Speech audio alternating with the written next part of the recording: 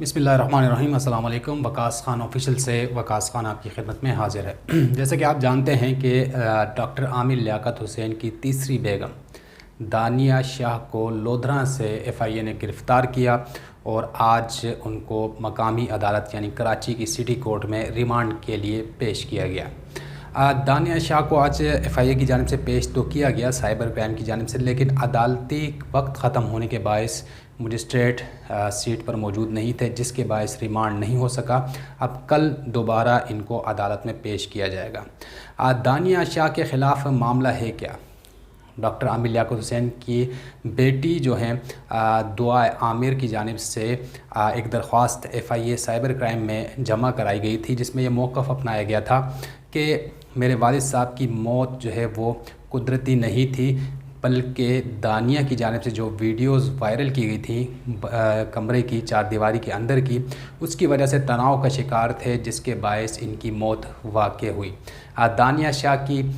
जो अदालत में पेशी के वक्त जो मनाजिर थे वो स्क्रीन के ऊपर इस वक्त चल रहे होंगे, लेकिन इसके साथ साथ मैं ये बताता चलूँ कि एफआईए की जानिब से जब तहकीकात की गई तो अक्टूबर में ये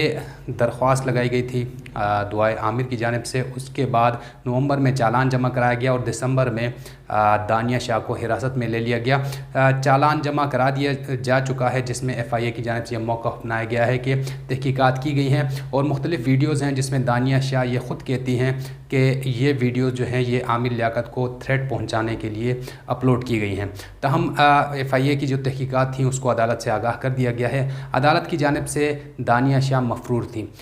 इस मौके पर अदालत में मौजूद जो दुआ आमिर या डॉक्टर आमिर की पहली साबका बेगम के जो वकील थे वो भी मौजूद थे। उन्होंने ये कह दिया कि दानिया आमिर के साथ साथ उनकी वालदा के ख़िलाफ़ भी इंक्वायरी होनी चाहिए और सज़ा कितनी हो सकती है इस केस में और केस किन किन मराहल से गुज़र कर यहाँ तक पहुँचा। वकील साहब की ज़ुबान ही सुन लें, वकील साहब क्या कहते हैं, सुन के वापस आते हैं। अच्छा बताइएगा, आज की पेशरफ जो हुई और इतनी बड़ी गिरफ्तारी हुई, इस हवाले से क्या कहेंगे आप? देखें, पहली बात तो ये है कि किसी के गिरफ़्तार होने पे कोई खुशी तो नहीं होती, लेकिन जो सारे पिछले हालात थे जो कि बुशरा साहिबा ने जो एक्स वाइफ थी आमिर लियाकत की, उन्होंने अपनी बेटी के साथ मिलके जो दरख्वास्त दी थी एफआईए में, और उनकी बेटी की तरफ से वो दरख्वास्त थी एक्चुअली दुआ की तरफ से, वो यही थी कि जो सारी वीडियोस उनके पास आई थी जो कि रिलीज़ हुई थी, और उनका कहना ये था कि ये जो डेथ हुई है आमिर लियाकत की, उसका जो सबसे बड़ा रीज़न है वो उसका जो स्ट्रेस पॉइंट है या जो भी चीज़ें थी वो वीडियोस थी कि जो रिलीज़ हुई और रिलीज़ होने की वजह से वो बहुत स्ट्रेस में रहे। और जो बुशरा ने अपनी बातों में भी कहा था कि पूरी, और मैं भी समझता हूँ कि आपके होम की सेंटिटी ख़त्म हो गई, कि मियाँ बीवी के दरमियान जो रिलेशन है उसको अगर आप इस तरह पब्लिक करेंगे, जबकि वो उसके निकाह में थी और बाद में वो बहुत सारे दावे भी करती रहीं, तो अब ये तो उनको अब ज़ाहिर है कि अगर उन्होंने किया है और उनके ख़िलाफ़ अगर ये सारी चीज़ें, चूँकि उनको सारी वीडियोज़ फराहम कर दी गई थी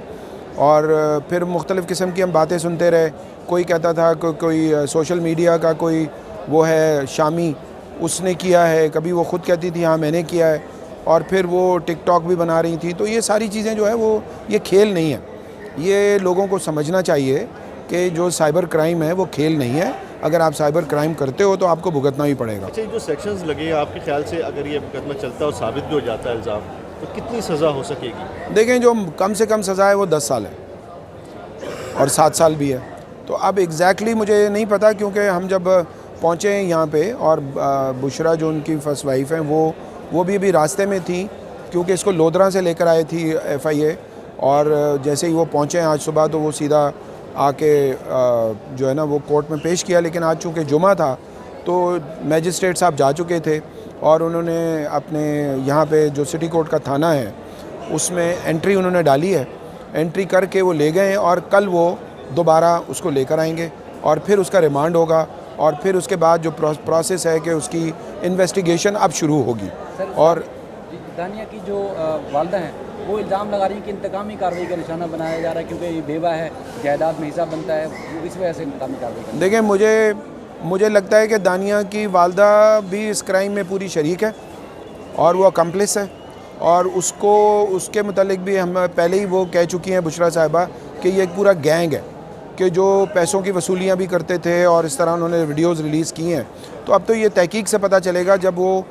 इन्वेस्टिगेट करेंगे दानिया को, और उसके स्टेटमेंट में और उसकी सारी चीज़ों से और जो चीज़ें उसके बाद पता चलेगा कि जो लोग इन्वॉल्व हैं, हो सकता है उसकी वालदा भी, उसको भी जेल की हवा खानी पड़े, क्योंकि जिस तरह से वो यहाँ आके इन्होंने जितनी चीज़ें की थी, तो अब वो ज़ाहिर है कि मकाफ़ात अमल है कि अल्लाह ताला भी देख रहा है और अल्लाह ताला का एक निज़ाम है, और हम समझते हैं कि अदल का निज़ाम अगर बेहतर हो जाए पाकिस्तान में तो लोगों को फिर ये करने से पहले ही वो 100 दफ़ा सोचेंगे। वीडियो बनाने का मकसद क्या हो सकता है? ब्लैकमेलिंग था या क्या लगता है आपको? देखें, जो उनकी बेटी ने जो दरख्वास्त दी है वो यही दी है कि ये ब्लैकमेलिंग करने के लिए उसने जो बेडरूम की जो वीडियोज़ हैं वो रिलीज़ की हैं और मुख्तलिफ़ किस्म के इल्ज़ामात लगाए। और उन्होंने, आपको याद होगा कि उनकी मिसेज़ ने बताया था कि उनका जो ड्राइवर था उससे वो जब पूछा तो उन्होंने कहा कि आमिर लियाकत जो कभी कह रहा बाय रोड सफ़र नहीं करते थे लॉन्ग रूट पे, जैसे लाहौर से अगर कराची आना है या इस्लामाबाद से, लेकिन उन्होंने जो है ना वो जो है ना एरोप्लेन से सफ़र करना बंद कर दिया था और वो बाय रोड आते थे। उसकी रीज़न ये थी कि वो एयरपोर्ट पे लोगों के सवालों का सामना नहीं कर पा रहे थे, और जिस तरह की बातें उनके मुतालिक सामने आ रही थी दानिया के ज़रिए, उसकी अम्मी के ज़रिए शुरू में, और बाद में वो जब डेथ हुई तो बिल्कुल चेंज हो गए वो स्टेटमेंट। तो ये सारी चीज़ें मैं समझता हूँ कि मीडिया में हैं ऑलरेडी, और अब ज़ाहिर जो जिस तरह कर रहा होता है वही भुगतता है।